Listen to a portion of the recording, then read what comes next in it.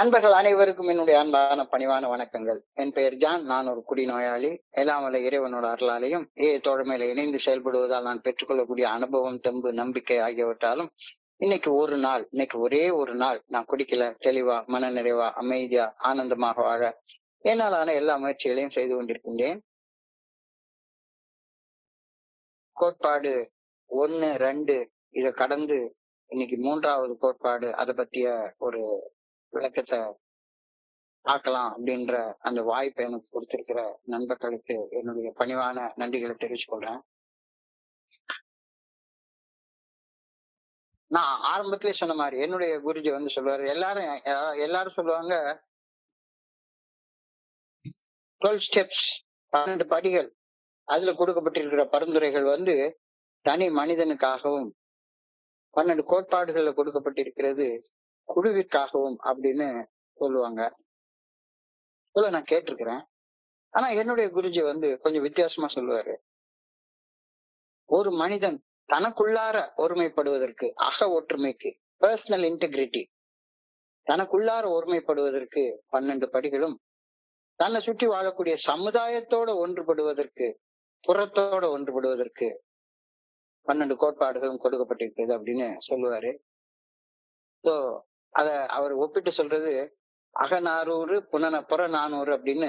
அக ஒற்றுமைக்காக 400 பாட்டும், புற ஒற்றுமைக்காக 400 பாடலும் எழுதியிருக்கிறதாக சங்க காலத்துல எழுதினாங்கன்னு சொல்லுவாரு.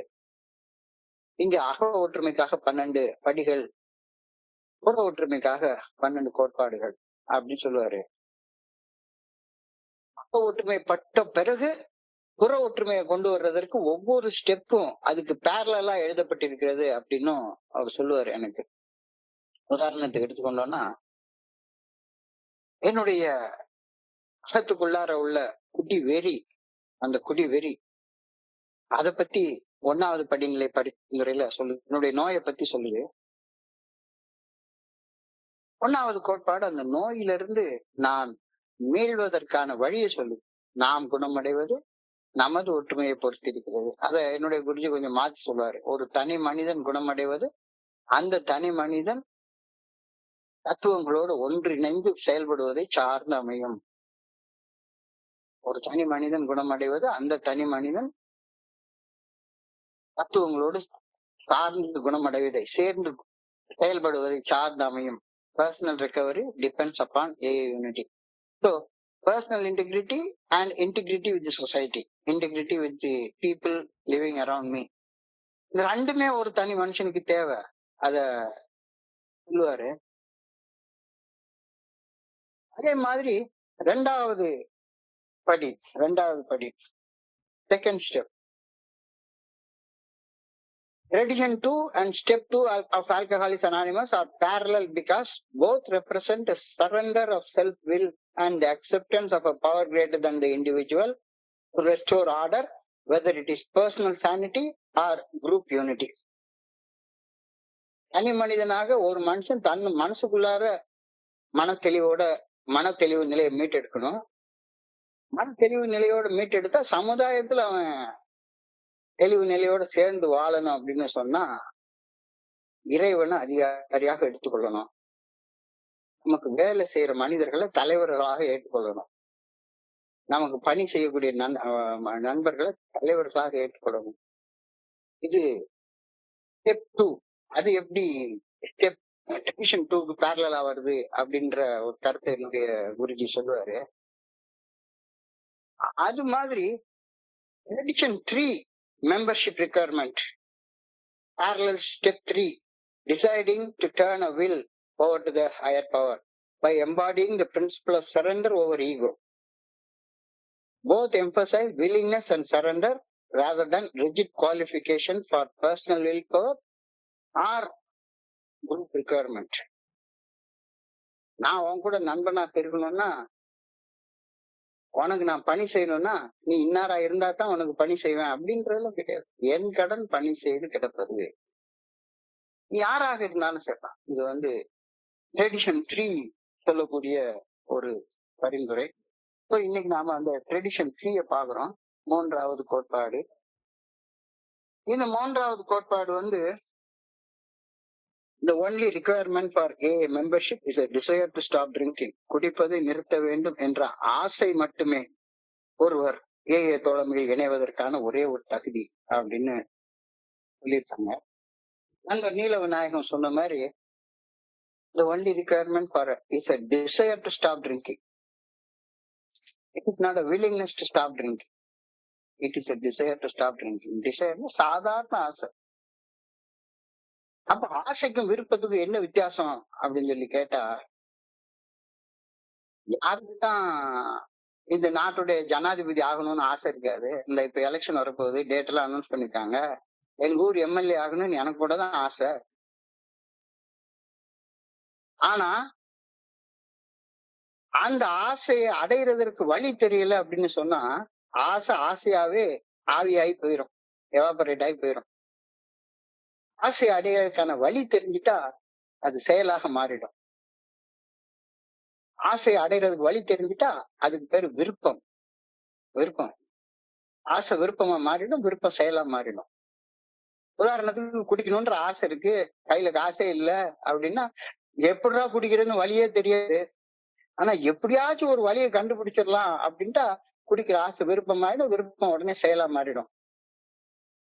இது மாதிரிதான் எல்லாத்துக்கும் ஒரு செயலை செய்யணும்ன்ற ஆசை இருக்கு.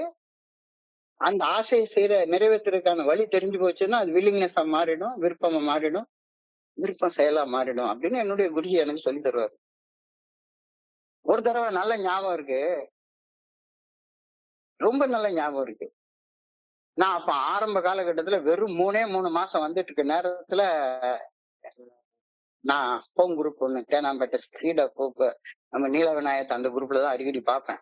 ஸ்கிரீட் ஆஃப் ஹோப் குரூப்ல 1997 அந்த நேரத்துல வெறும் 3 மாசம் வந்திருக்க நேரத்துல குரூப்ல ஒரு சின்ன ஜோல்ட், ஒரு சீனியர் மெம்பர் போய் ஸ்லிப் ஆயிட்டாரு.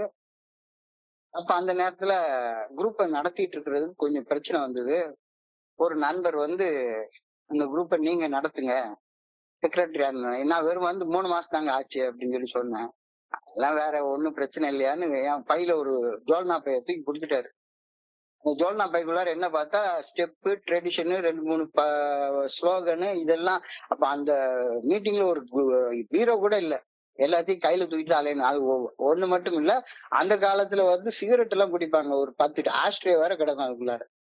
இதையெல்லாம் தூக்கி தோல்ல மாட்டிக்கிட்டு வந்து வாரத்துக்கு 2 நாள் வேற மீட்டிங், வெள்ளிக்கிழமை ஞாயிற்றுக்கிழமை.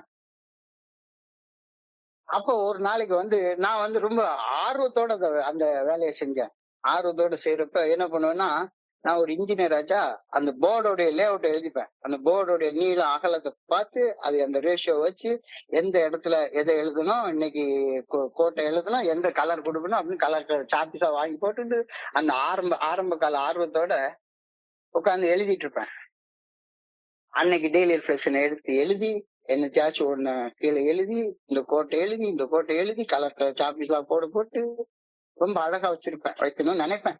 வெறும் 3 மாசம் தான் ஆயிருக்கு நேரத்துல. அப்போ ஒரு நாளைக்கு வந்து நான் வந்து எழுதினேன், only requirement for membership is a honest desire to stop drinking. அன்னைக்கு டெய்லி ரிஃப்ளெக்ஷன்ல வந்த டாபிக்கை நான் எழுதினேன். குடிப்பதை நிறுத்த வேண்டும் என்ற நேர்மையான விருப்பமே தோழமையில் உறுப்பினர் ஆவதற்கு ஒரே தகுதி அப்படின்னு எழுதி போட்டேன். அப்போ ஏத்த மாதிரி என்னுடைய ஸ்பான்சர் ஒரு 10 நிமிஷத்துக்கு முன்னாலே மீட்டிங் வந்துட்டாரு, உட்கார்ந்து இருந்தாரு. என்ன எழுதியிருக்க அப்படின்னு சொல்லி கேட்டாரு. இன்னைக்கு டெய்லி ரிஃப்ளெக்ஷன் எழுதியிருக்கேன் சார் அப்படின்னு சொல்லி சொன்னோம். டெய்லி ரிஃப்ளெக்ஷன்ல அப்படியே எழுதியிருக்கு? ஆமா சார். படி அப்படின்னாரு. The only requirement for membership is a honest desire to stop drinking. குடிப்பது நிறுத்த வேண்டும் என்ற நேர்மையான விருப்பமே ஏஏ தோழமையில் உறுப்பினர் ஆவதற்கு ஒரே ஒரு தகுதி. அதுல ஹானஸ்ட்ங்கிற வார்த்தை அங்க இருக்காடா அப்படின்னு சொல்லி கேட்டாரு. ஹானஸ்ட்ன்ற வார்த்தை அதுல இருக்கா? இல்லையே. அப்ப இல்லாத வார்த்தையை நீ ஏன் சேர்த்த அப்படின்னு சொல்லி கேட்டார். ட்ரெடிஷன்ல இல்லாத வார்த்தை தானே அது. The only requirement for membership is a desire to stop drinking தானே இருக்கு. ஹானஸ்ட் டிசைர்னா இருக்கு. நீ பாட்டுக்கு ஒரு வார்த்தையை சேர்த்துக்கிட்ட அப்படின்னு சொல்லி சொன்னாரு. உடனே நான் வந்து அப்படியே பேன்னு முடிச்சிட்டு இருந்தேன். வந்து 4 மாசம் தானே ஆச்சு, ஒண்ணும் தெரியாது. ஏதோ ஒண்ணு பார்த்து நான் பாட்டுக்கு நானும் என்னமோ பண்ணணும்னு பண்ணிட்டு உட்கார்ந்துருக்கேன். அப்பதான் அவர் ஹவு ஏ ட்ரெடிஷன்ஸ் டெவலப்ட் அப்படின்ற வார்த்தையை 12 and 12 புக் எடுத்து படிச்சு சொல்ற நேரத்துல 1935 ஆரம்பிச்சது, 40 பிக் புக் எழுதுறாங்க, 50 ட்ரெடிஷன் பப்ளிஷ் ஆகுது. அந்த 50 வரைக்கும் இவங்க வந்து எல்லா குழுக்கள்கிட்டையும் மெம்பர்ஷிப் ரிக்குவயர்மெண்ட்ஸ் என்ன வைக்கலாம் அப்படின்னு சொல்லி நிறைய ஆலோசனைகள் கேக்குறாங்க. ஆலோசனைகள் கேட்டதுக்கு அப்புறமா, அதாவது அது நீல விநாயகம் சொன்ன மாதிரி ஒவ்வொரு குரூப்ல இருந்து ஒரு ஆலோசனை, ஒவ்வொருத்தரும் அவங்க அவங்களுக்கு தோணுன ஆலோசனை எல்லாம் சொல்லியிருக்காங்க, என்னென்ன மெம்பர்ஷிப் ரிக்குவயர்மெண்ட் வைக்கலாம்னு. அந்த ரிக்குவயர்மெண்ட்டை மட்டும் செயல்படுத்தியிருந்தோம்னா இன்னைக்கு அமெரிக்காவுல நியூயார்க் நகரத்தை விட்டு கூட ஏஐ தாண்டி வந்திருக்காது அப்படின்னு பில்டபிள்யூ குறிப்பிட்டாரு. நியூயார்க் நகரத்தை விட்டு அக்ரான் நகரத்துக்கு கூட போயிருக்காது. அந்த அளவுக்கு எல்லாரும் பயங்கரமா பண்ணிருக்காங்க. கடைசியா அந்த ட்ரெடிஷனை பப்ளிஷ் பண்ணலான்றதுக்கு முந்தின நாள் வந்து ஒரு டிஸ்கஸ் பண்ணிருக்காங்க. இந்த இவன் சொன்ன மாதிரி எல்லா பயிலையும் கொண்டாந்து உள்ள விட்டுட்டா கஷ்டம் இல்ல சார், எல்லாரையும் உள்ள விட்டுட்டா கஷ்டம் இல்ல, குடிக்கிறது நிறுத்தணும் அப்படின்ற ஹானஸ்ட் டிசைர் இருக்கிறவங்கள மட்டும் சேர்த்துக்கலாமே, குடிக்கிறத நிறுத்துற ஹானஸ்ட் டிசைர் இருக்கிறவங்கள மட்டும் சேர்த்துக்கலாமேன்னு அவங்க அந்த காலத்துல அந்த 1950 கன்வென்ஷன், கிளீவ்லேண்ட் கன்வென்ஷன் நடக்கிறதுக்கு முன்னால எல்லாரும் உட்கார்ந்து பிசினஸ் மீட்டிங்ல யோசிச்சாங்களாம். அப்ப எல்லாரும் கேட்டாங்களாம், honest desire is the membership ரிக்குவயர்மெண்ட்னு முடிவு பண்ணிடுற நேரத்துல எப்படி ஹானஸ்டி இருக்குன்னு கண்டுபிடிக்கிறது அப்படின்னு ஒரு கேள்வி கேட்டாங்க. அப்ப கண்டுபிடிக்கிறதுக்கு ஒரு ஆளை நியமிக்கணும்ல. ஒருத்தன் உள்ள வர்றான், அவனுக்கு ஹானஸ்ட் டிசைர் இருக்கா, அவனுக்குள்ள அந்த ஆசை உண்மையான ஆசையா இருக்கான்னு கண்டுபிடிக்கணும்னா அதுக்கு ஒரு ஆளை போட்டு கண்டுபிடிக்கிறதா? கிடையாது, முடியாது. அப்ப எதுக்கு அந்த வார்த்தை?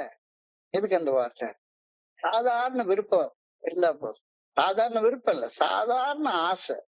நீ குடிச்சிட்டு கூட இரு, ஒன்னும் பிரச்சனை இல்லை, குடிக்கிறத நிறுத்தணும்ன்ற சாதாரண ஆசை இருந்தா உடனே நீயே ஏஐ உறுப்பினர்னு சொல்லிக்கலாம். நாங்க உன்னை சேர்த்துக்கலாம்னு சொல்லவே இல்லை. நீ எங்க கூட வந்து சேர்றதுக்கு உனக்கு ஒரு தகுதி இருந்தா போதும், அது குடிக்கிறது நிறுத்தணும்ன்ற சாதாரண ஆசை இருந்தா போதும். அந்த ஆசையை கூட அது நேர்மையான ஆசையான்னு நாங்க டெஸ்ட் பண்ணி எல்லாம் பார்க்க மாட்டோம். உனக்கு ஒரு ஆசை இருந்தா, குடிக்கிறது நிறுத்தணும் அப்படின்ற ஆசை இருந்தா, சாதாரண ஆசை இருந்தா, you can declare your self as a member அப்படின்னு தீர்மானம் பண்றாங்க. டிக்ளரேஷன் அந்த தனி மனுஷன் தான் பண்ண போறான். அப்ப இவ்வளவு டிஸ்கஷன் இதுக்கு பின்னால போயிருக்கா அப்படின்றது புரியுது. அதாவது இந்த கோட்பாடு வந்து எதை சொல்லுதுன்னா சமத்துவத்தை குறிக்குது அப்படின்னு சொல்றாங்க, ஈக்குவாலிட்டி. யாரு வேணாலும் இங்க வந்து மெம்பர்ஷிப்பை சேர்க்கறதுக்கு ஒருத்தனுக்கு அதிகாரமே கிடையாது. நீ எங்க குரூப் விட்டு வெளியே எழும்பி போன்னு சொல்றதுக்கு யாருக்கும் அதிகாரம் கிடையாது. குடிநோயிலிருந்து மீட்படைய தனக்கு வழங்கப்பட்ட வாய்ப்பை அவதிப்படும் அனைத்து நண்பர்களுக்கும் வழங்கும் மனநிலையை உருவாக்கி கொள்வதால் மனித நேயத்துடன் அனைவரையும் சமமாக பாவிக்கும் சமத்துவ பண்பை ஒரு நண்பர் தனக்குள்ளாரே வளர்த்துக் கொள்கின்றார். அந்த தேர்ட் ஸ்டெப்ல ஈகோவை சரண்டர் பண்றோம். எப்படி சரண்டர் பண்றோம்? இப்படித்தான் சரண்டர் பண்றோம். அதாவது ஒவ்வொரு ட்ரெடிஷனும் ஒவ்வொரு ஸ்டெப்புக்கு பேரலல் அப்படின்னு சொல்ற மாதிரி ஈகோவை சரண்டர் பண்றோம். How do you surrender ego?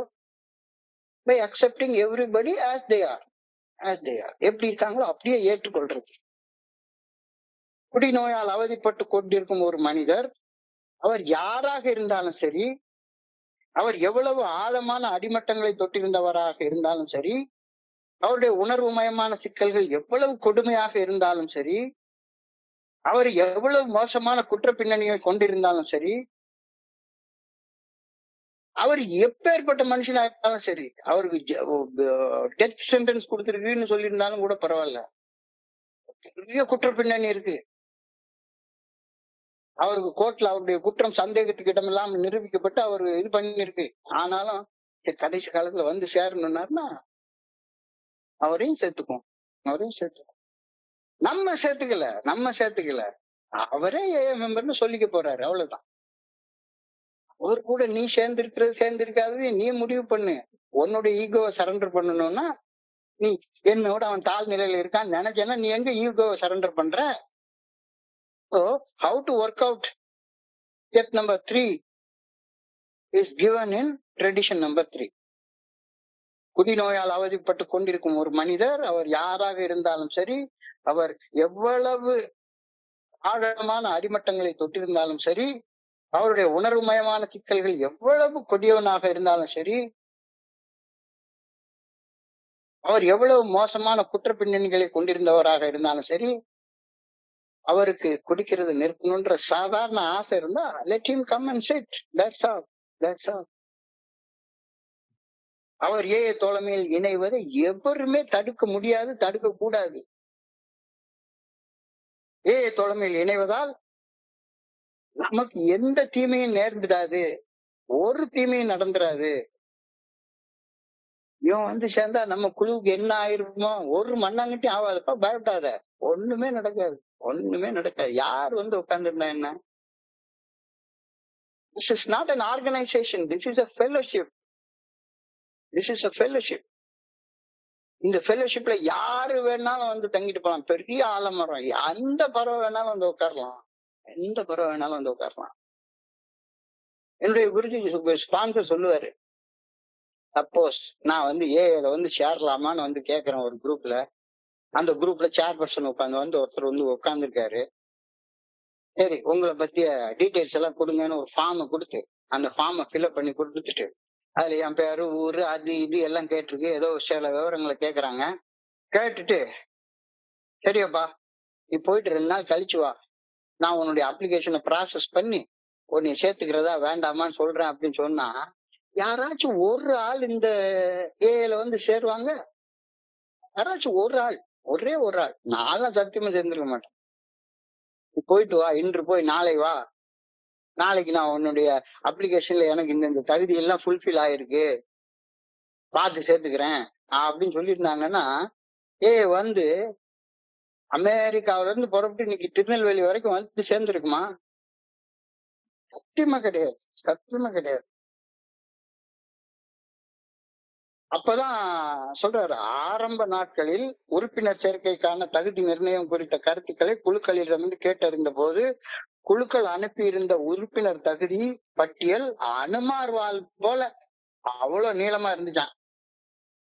அந்த தகுதிகள்ல ஒன்ன மட்டும் நீங்க சொன்ன மாதிரி நான் எழுதின அந்த ஒரு வார்த்தை, the only requirement is a honest desire to stop drinking. குடிப்பதை நிறுத்த வேண்டும் என்ற நேர்மையான ஆசை மட்டுமே. நேர்மைன்னு போட்டிருந்தா கூட அது வேலை செஞ்சிருக்காது. யாருக்கும் ஏஏ தோழமையில இணைந்து செயல்பட வாய்ப்பு கிடைச்சிருக்காது. ஏன்னா உனக்கு நேர்மையான ஆசை இல்ல, வெளியே போடான்னு சொல்லக்கூடிய வாய்ப்பு உண்டாயிருக்கும். திரும்ப குடிச்சுக்கிட்டே இருக்க, உனக்கு நேர்மையான ஆசை இல்ல அப்படின்னு சொல்லி அனுப்பிச்சிருக்கான். எத்தனை தடவை குடிச்சாலும் சரிதான், எத்தனை தடவை குடிச்சிட்டு வந்து திரும்ப வந்து சொன்னாலும் சரிதான், மறுபடியும் என்ன சொல்ல போறாங்க? சரியான நேரத்துக்கு சரியான இடத்துக்கு வந்திருக்க, வா தொடர்ந்து வந்துட்டு சரியா போயிடுவ, அவ்வளவுதான். அதுக்கு மேல ஒண்ணுமே கிடையாது.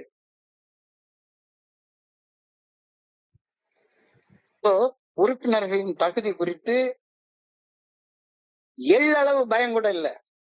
எள்ளளவு இந்த ஏதாவது கொலைகாரனை சேர்த்துட்டு நம்ம பக்கத்துல ஒரு கொலைகாரன் இருக்கான், அல்லது பெரிய ஊர் அடிச்சு கொள்ளை அடிச்ச ஒருத்தர் இருக்கான், அவனுக்கு எனக்கு என்ன சம்பந்தம் இருக்குது? நான் வந்து ஏஐடைய 12 படிகள் அடங்கிய மீட்படையும் செயல் திட்டத்தோட ஒன்றுபட்டு இருக்கேன். அவர் ஒன்றுபட்டு இருந்தா அவர் ஒன்றுபட்டு இருந்துட்டு போறாரு. அவருக்கு எனக்கு என்ன ஒற்றுமை வேண்டி கிடக்கு? நாம் குணமடைவது நமது மனித ஒற்றுமையை பொறுத்து அல்ல. மனிதர் உணர்ந்து கொள்ள இது மனித அன்பு அல்ல, இது கடவுளோட உள்ள அன்பு, கடவுளோட உள்ள ஒற்றுமை. இத புரிச்சுக்கிறப்பதான் ஓஹோ எவ்வளவு டீப்பான ட்ரெடிஷன் இது அப்படின்றது புரியுது. ஒருவரை கூட விலக்கி வைக்காமல் குடிப்பதை நிறுத்த ஆசைப்படும் அனைவரையும், எல்லாரையும் ஒருத்தர் விடாம எங்களோட இணைத்துக் கொள்ள நாங்கள் விரும்பினோம். அவன் பிச்சை எடுக்கிறவனா இருந்தாலும் சரி, அப்படியே எழுதியிருக்காரு, பில்டப்ல அப்படியே எழுதியிருக்காரு. இறந்து வாழ்வோர், வீடு இல்லாத நாடோடிகள், மறுவாழ்வு மையங்களில் தஞ்சம் அடைந்து வாழ்ந்தவர்கள், சிறை கைதிகள், மனநலம் பாதிக்கப்பட்டவர்கள், நெறி தவறிய மகளிர், இவர்களை போன்ற அனைவரும் தலைமையில சேர்ந்து இணைந்து செயல்பட வாய்ப்பளிக்கலாம் அப்படின்னு நாங்க கடைசியா நினைச்சு முடிவு பண்ணோம். யாராக இருந்தாலும் சரிதான். அதுல முதல்ல எழுதியிருக்கிறாரு, நீ எல்லாம் உன் கையில கிட்டில காசு போட கூட காசு இல்ல, பிச்சைக்காரன் நீ, இறந்து வாழ்வோர், அதாவது தோஸ் ஹூ பெக் அப்படின்னு எழுதுறாரு. இறந்து வாழ்வோர், நாடோடிகள். அந்த காலத்துல அந்த அந்த அமெரிக்கா ஊர்ல ஏகப்பட்ட ஜிப்சிஸ் இருப்பாங்க. ஒரு பைசா கையில சேர்த்து வச்சிருக்க மாட்டான். ஒழுங்கா முடிய வெட்ட மாட்டான், ஒழுங்கா குளிக்க மாட்டான், ஜீன்ஸ் பேண்ட போட்டுட்டு அந்த ஊர் சுத்திட்டு அலைவான். நாடோடிகள், மறுவாழ்வு மையங்களில் தஞ்சம் அடைந்து வாழ்ந்தவர்கள், ரீஹாபிலிட்டேஷன் சென்டர்ல, சிறார் பாதுகாப்பு மையங்கள்ல வாழ்ந்தவங்க, சிறை கைதிகள், பைத்தியக்கார ஆஸ்பத்திரியில அடைக்கப்பட்ட மனநலம் பாதிக்கப்பட்டவர்கள், நெறி தவறிய மகளிர். நீங்க அமெரிக்காவில் உள்ள நான் எனக்கு சில பேரை ஸ்பான்சர் பண்ணக்கூடிய வாய்ப்பு ஆன்லைன்ல உண்டு. அவங்க பண்ற 12 ஸ்டெப் கேட்டா காதுல இருந்து ரத்தம் வந்துடும். நெறி தவறிய மகளிர். செக்ஷுவல் அசால்ட் எல்லாம் நம்ம ஊர்ல இருக்கிற மாதிரி 15 மடங்கு அங்க இருக்கு. அப்கோர்ஸ் சட்டங்கள் அங்க அவ்வளவு இதா இருந்தாலும் கூட அதுக்கு தக்கன அங்கேயும் இருக்கு. நெறி தவறிய மகளிர் இவர்களை போன்ற அனைவருக்கும் தோழமையில் இணைந்து செயல்பட வாய்ப்பளிக்க நாங்கள் விரும்பினோம். இந்த விருப்பம் தோழமை நிறுவப்பட்ட ஆரம்ப காலங்களில் எங்களிடம் இல்லாது இருந்தது. அந்த 1935 to 1950 பீரியட்ல நிறைய பேர் நீ எல்லாம் உனக்கெல்லாம் இந்த இடத்துல இடம் கிடையாதுயா, வெள்ளக்காரன் மீட்டிங்கு, பிரெஞ்சு பேசுறவங்களுக்கு தனியா ஒரு மீட்டிங்கு, ஸ்பானிஷ் பேசுறவங்களுக்கு தனியா ஒரு மீட்டிங்கு, கருப்பர்களுக்கு தனியா ஒரு மீட்டிங்கு, கேத்தலிக்கு தனியா ஒரு மீட்டிங்கு, உனக்கெல்லாம் எங்க மீட்டிங்ல இடம் கிடையாது அப்படின்றான். புரோட்டஸ்டன்ட்டுக்குன்னு ஒரு மீட்டிங்கு, இல்ல நாஸ்திகர்கள் தனியா கூடி அவங்க ஒரு மீட்டிங் வச்சுப்பாங்க. இந்த விருப்பம், அதாவது இந்த கோட்பாடு இல்லாத நேரத்துல எல்லாரும் ஒரு மீட்டிங்ல உட்கார முடியாது. அந்த குரூப் சேர் பர்சன் சொல்ற ஆள் தான் உட்கார முடியும். அந்த குரூப்ல ஒரு பிசினஸ் மீட்டிங் போட்டு இந்த இடத்துல யாரும் வரக்கூடாது அப்படின்னா சரிதான், வரக்கூடாது. இப்ப அதே மாதிரிதான் நம்மளும், எனக்கு பிடிக்கல, நான் ஒரு குரூப் ஆரம்பிக்கிறேன், நான் ஒரு இன்டர் குரூப் ஆரம்பிக்கிறேன், இது என்ன ஒற்றுமைன்னு தெரியல, ஏன் பிடிச்சி சண்டை போட்டுட்டு போறது? பில் டபிள்யூ சொன்ன மாதிரி, what is needed for starting a group? What is needed for starting a group? A little bit of resentment and a cup of coffee, போதும், மீட்டிங் ஆரம்பிச்சிடலாம். சும்மா ஒரு நகைச்சுவைக்காக சொன்ன வார்த்தை இன்னைக்கு எல்லாரும் பிடிச்சிக்கிட்டு முக்கால்வாசி மீட்டிங் வெறுப்பிலே ஆரம்பிக்கப்படுகிறது. ஏன்? இந்த 3வது ட்ரெடிஷன் என்னன்னே புரிஞ்சு கொள்ள, எல்லாரையும் அகாமடேட் பண்ணும். Is all inclusive, never exclusive அப்படின்ற வார்த்தை புரியவே இல்லை. Is all inclusive, never exclusive. எவரையும் ஒருத்தரை கூட விட மாட்டோம். நாம அப்படி விட மாட்டோம்னா நமக்கு ஏன் கோபம் வருது? எதுக்கு மெட்ராஸ்ல 100 இன்டர் குரூப் இருக்கு, அவேர்னஸ் ப்ரோக்ராம் நடத்தினா குரூப்பே நடத்திட்டு போலாமே. 100 குரூப் ஆரம்பி, 1000 குரூப் ஆரம்பி, 1000 குரூப் ஆரம்பி, பிரச்சனை கிடையாது.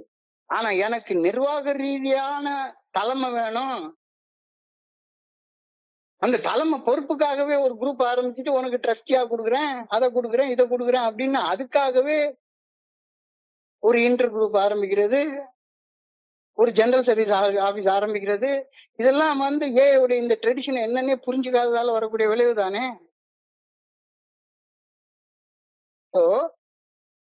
தோழமை நிறுவப்பட்ட ஆரம்ப காலங்கள்ல இது தெரியல, அவங்களுக்கு எல்லாம் தெரியல. நாங்க என்ன அமைப்பு ரீதியான நடவடிக்கைகளாலதான், ஆர்கனைசேஷனல் ஆக்டிவிட்டிஸாலதான் வளர்க்க முடியும்னு அந்த காலத்துல நம்பியிருக்காங்க. ஆனா இந்த ட்ரெடிஷன் எழுதப்பட்டதுக்கு அப்புறமாக தாழ்நிலையில் இருப்பவர்களை எங்களுடன் இணைத்து கொண்டால் இவ்வுலகில் உயர்நிலையில் வாழும் பண்பட்ட மனிதர்களாக தோற்றம் தருபவர்களின் நன்மதிப்பை இழந்து விடுவோம், நம்மளுக்கு யாரும் இடம் கொடுக்க மாட்டாங்க அப்படின்ற அச்சம் ஆரம்ப காலங்களில் இருந்தது. ஏன்? நமக்குள்ளார நம்பிக்கை இல்ல. இவன்லாம் எத்தனையோ இடத்துல சொல்லியிருக்கேன், இவன்லாம் தேர மாட்டாங்க, இவன்லாம் ஊர் சுத்திட்டாலே இருக்கு கேசு, இவன்லாம் எங்க தேருவான்? நாங்கள் நம்பிக்கையற்று மாபெரும் அச்சத்துடன் வாழ்ந்ததாலேயே எனக்குள்ளார நம்பிக்கை இல்லை, அதனால எவன் மேலேயும் நம்பிக்கை இல்லை. தாழ் நிலையில் இருப்பவர்கள் எங்களுடன் இணைத்து செயல்பட அஞ்சினோம், பயப்பட்டோம். இப்படி தெளிவா எழுதுறாரு.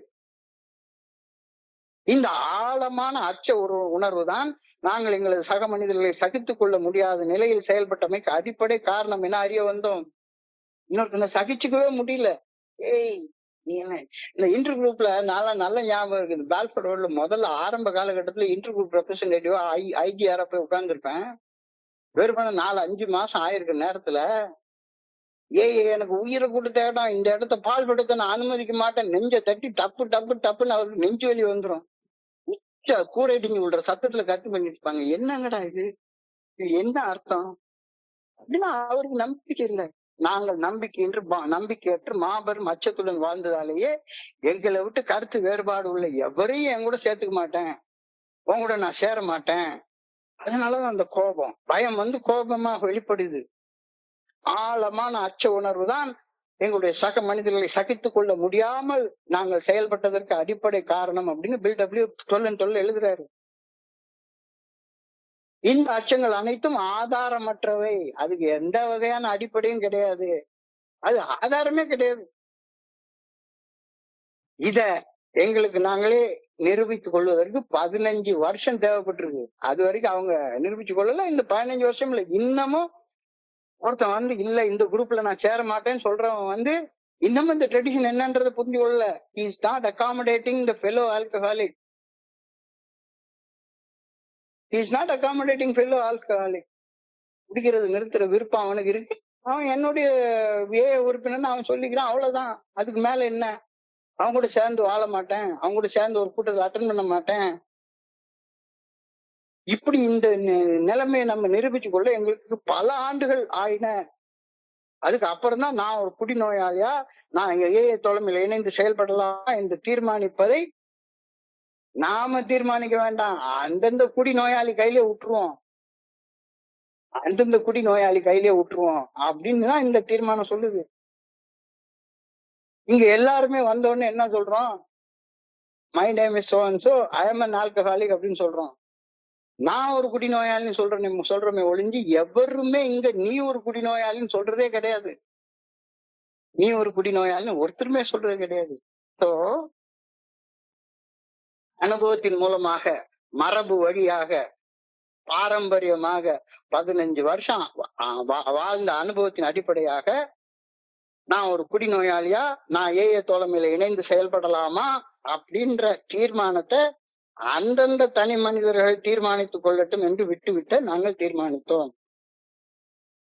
ஏன் தீர்மானிச்சோம் அப்படின்றப்ப அதுக்கு பில்டபிள்யூ எழுதுற வார்த்தை அதான் ரொம்ப ரொம்ப ஒரு எவ்வளவு பிராட் மைண்டான மனுஷன்றது தெரியுது.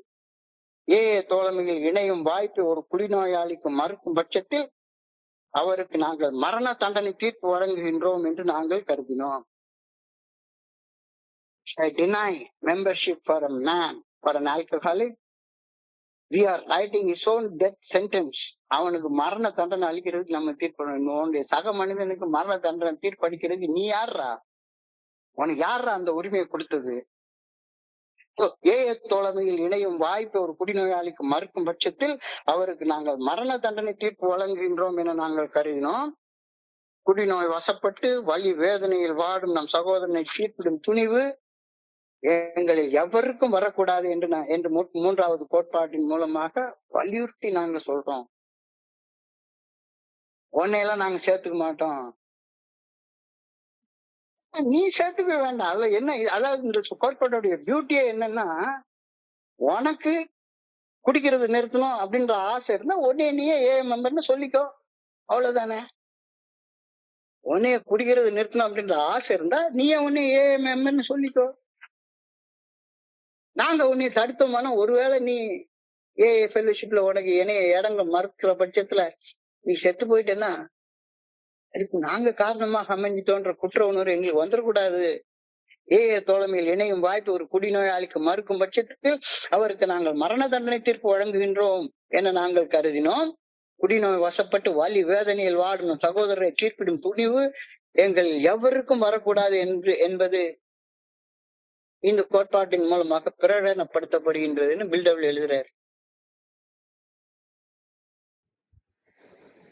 இப்ப மறுபடியும் நிறைய நண்பர்கள்ட்ட நான் பாக்குறேன், நிறைய நண்பர்கள்ட்ட இந்த கோட்பாட்டுடைய லாங் ஃபார்ம் எழுதியிருக்காங்க. குடிநோயால் அவதிப்படும் அனைவருக்கும் ஏஏ தோழமையில் இணையும் சமமான வாய்ப்பு வழங்கப்பட்டாக வேண்டும். குடிநோயிலிருந்து மீட்படைய விரும்பும் எவருக்கும் இந்த வாய்ப்பை வழங்க மறுக்கலாகாது.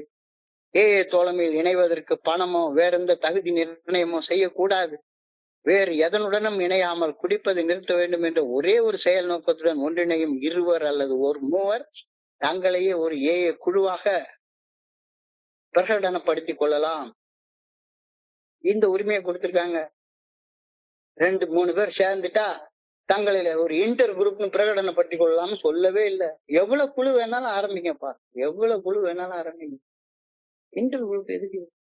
அது இந்த பேசிக் ரிக்குவயர்மெண்ட்ட, இது அப்கோர்ஸ் என்னுடைய கருத்து, இது பில்டபிள்யூ எழுதல.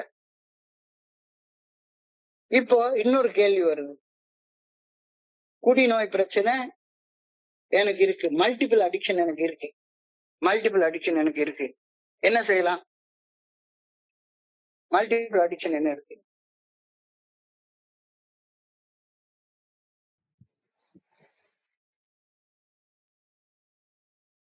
அதாவது ஏஎஃப்எல்ஹெச்க்கு ஆரம்ப காலத்துல ஒரு நண்பர் வராரு. அவர் என்ன சொல்றாரு? வந்து சேர்றப்ப எனக்கு வெறுமன குடி பிரச்சனை மட்டும் இல்ல, பிரச்சனையோட சேர்ந்து வேற பல பிரச்சனைகளும் இருக்கு. I am addicted to smoking, I am addicted to drugs, I am addicted to drink. நான்லாம் ஏ மீட்டிங் வரலாமா? உடனே நம்மால ஒருத்தர் சொல்லுவாரு, உனக்குதான் நார்கோட்டிக் அனானிமஸ் மீட்டிங் இருக்குல்ல, அங்க போய் உட்காரியா, உனக்கெல்லாம் இங்க இடம் கிடையாது. பிடபிள்யூட வார்த்தை. ஒரு குழுவிற்கு ஒரு புதிய நண்பர் வந்தாரு. நான் உள்ளே அமரலாமா அப்படின்னு கேட்டாரு. அந்த குழுவின் மூத்த நண்பர் அவர்கிட்ட பேசினாரு, நீங்க யாரு, என்ன ஏதுன்னு. இது ட்ரெடிஷன் எழுதுறதுக்கு முன்னால நடந்தது. தன்னுடைய மோசமான நிலை பற்றி வெளிப்படையாக பேசிவிட்டு தான் குணமடைய விரும்புவதாக கூறினார். அவருக்கு பல மல்டிபிள் அடிக்ஷன்ஸ் இருக்கிறது அப்படின்னு அவரே சொல்றாரு. உடனே இவங்க எல்லாம் சேர்ந்துட்டு நமக்கெல்லாம் அந்த அடிக்ஷன் இல்லையே, இப்ப நம்ம நீலவநாயகம் சொன்னார்ல, எனக்கு பொம்பளை அடிக்ஷன் இல்ல, இந்த ஆளுக்கு பொம்பளை அடிக்ஷன் இருக்கு, இவன் உட்கார்ந்தாலும் நம்மளையெல்லாம் பொம்பளை அடிக்டா மாத்திடுவான் அப்படின்ற பயம் குடிநோயை விட மிக கேவலமாக இச்சமுதாயத்தால் பார்க்கப்படும் ஒன்று. அதுக்கு அடிக்டா நான் இருக்கிறேன், எனவே நீங்கள் என்னை உங்களுடன் இணைத்துக் கொள்ள விரும்புவீர்களா அல்லது விரும்ப மாட்டீர்களா அப்படின்னு வெளிப்படையா கேட்கிறாரு. உடனே எல்லாரும் என்ன பண்ணாங்க, வேண்டாம் வேண்டாம் வேண்டாம், கொஞ்ச நேரம் யோசிச்சுட்டு பதில் சொல்றோம், நீங்க நாளைக்கு வாங்க. அதான் சொன்ன மாதிரி நீங்க நாளைக்கு வாங்க. குழுவில் அத்தருணம் இருமன தன்மை நிலவியது. இத்தருணத்தில் குழு என்ன செய்ய வேண்டும்? குழுவின் மூத்த நண்பர் மேலும் இருவரை கூப்பிட்டு எடுக்கப்பட வேண்டிய முடிவு குறித்து கலந்து பேசினார். மனம் திறந்து அந்த புதிய நண்பர் கூறிய அனைத்து மோசமான உண்மைகளையும் குரூப்ல சொன்னார். இந்த மாதிரி ஒரு மனுஷன் வர்றாயா, அவனை சேர்த்துக்கலாமா அப்படின்னு சொன்னார்.